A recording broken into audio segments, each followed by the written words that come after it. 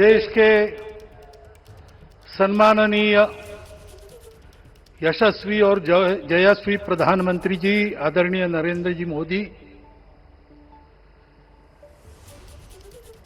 हमारे उत्तर प्रदेश के सम्माननीय मुख्यमंत्री जी श्रीमान योगी जी,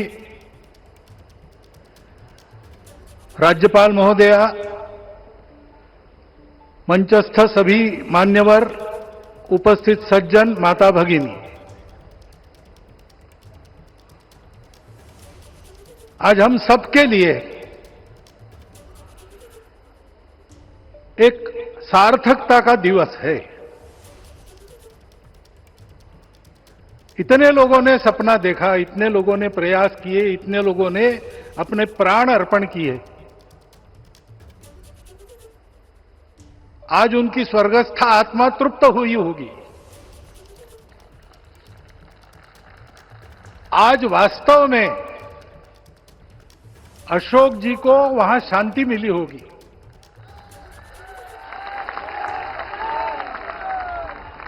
महंत रामचंद्र दास जी महाराज, श्रीमान दालमिया जी, कितने संत, कितने गृहस्थ, कितने विद्यार्थी, उन्होंने अपना प्राणार्पण किया, अपना पसीना बहाया। जो पीछे रहे वो भी रोज ये इच्छा मन में व्यक्त करते रहे कि मंदिर बनेगा बनेगा, बन गया। और आज उस मंदिर निर्माण की शास्त्रीय प्रक्रिया पूर्ण हो गई, ध्वजारोहण हो गया।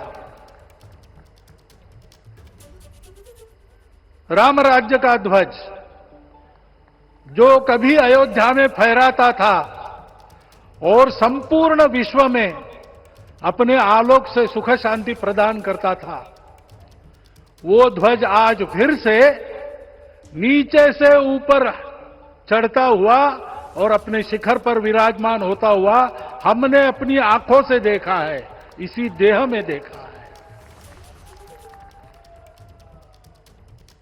ध्वज प्रतीक होता है।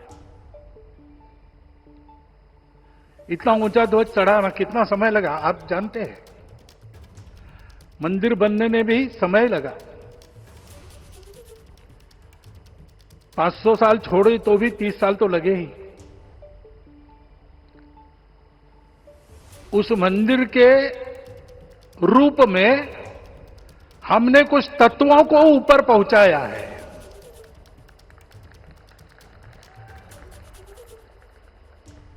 सारा विश्व जिससे ठीक चलेगा, अपने व्यक्तिगत जीवन, पारिवारिक जीवन से लेकर तो सृष्टि जीवन तक सबका जीवन जिससे ठीक चलेगा, वो धर्म, उस धर्म का प्रतीक भगवा रंग, वह इस ध्वज का रंग है। ये धर्म ध्वज है। इस धर्म ध्वज पर रघुकुल का प्रतीक कोविदार वृक्ष है। वैसे रूप देखा जाए तो कचनार जैसे लगता है। और जो खोजी लोग हैं वो खोज कर कह रहे हैं कि मंदार और पारिजात दो वृक्षों का एक तरह से संकर है। दोनों वृक्षों के गुण, ये दोनों वृक्ष देव वृक्ष कहलाते हैं। दो देव वृक्षों के गुणों का समुच्चय ये वृक्ष है। और ये वृक्ष उस रघुकुल की सत्ता का प्रतीक है।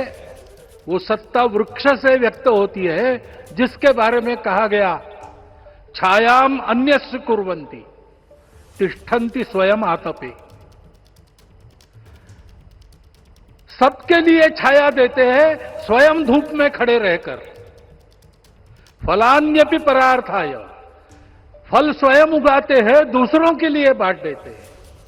वृक्षाः सत्पुरुषा इव, वृक्ष सत्पुरुष होते हैं। और कचनार के गुण औषधि भी है। कचनार के वृक्ष का अन्न में भी उपयोग है। सब प्रकार से उपयोगी इस वृक्ष का प्रतीक हमने लगाया है। धर्म जीवन ऐसा जीवन होता है, और ये जीवन जीना है, उस जीवन की प्रतिष्ठा करनी है, इस जीवन का झंडा शिखर तक पहुंचाना है।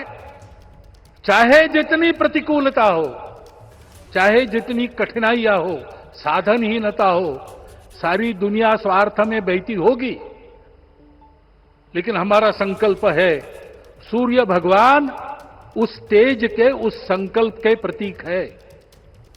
उनके रथ का एक ही चक्र है। 4 चाक वाली गाड़ियां भी एक्सीडेंट करती है तो एक चक्र चलाना है, और रास्ता खराब भी नहीं, रास्ता है ही नहीं। अधांतर में चलो रथस्य एकम चक्रम। रथ चलाने के लिए 7-7 घोड़े, उनको नियंत्रण करने के लिए सांपों के लगाम है, और रास्ता नहीं है, और सारथी जो है उसके पैर नहीं है। ऐसी गाड़ी चल सकती है क्या? कंप्यूटर में डाटा डालेंगे, कहेंगे नहीं चलेगी। लेकिन बिना थके रोज पूरब से पश्चिम जाना आना सूरज भगवान कर रहे हैं, क्योंकि कार्य की सिद्धि स्वत्व के भरोसे होती है। हिंदू समाज ने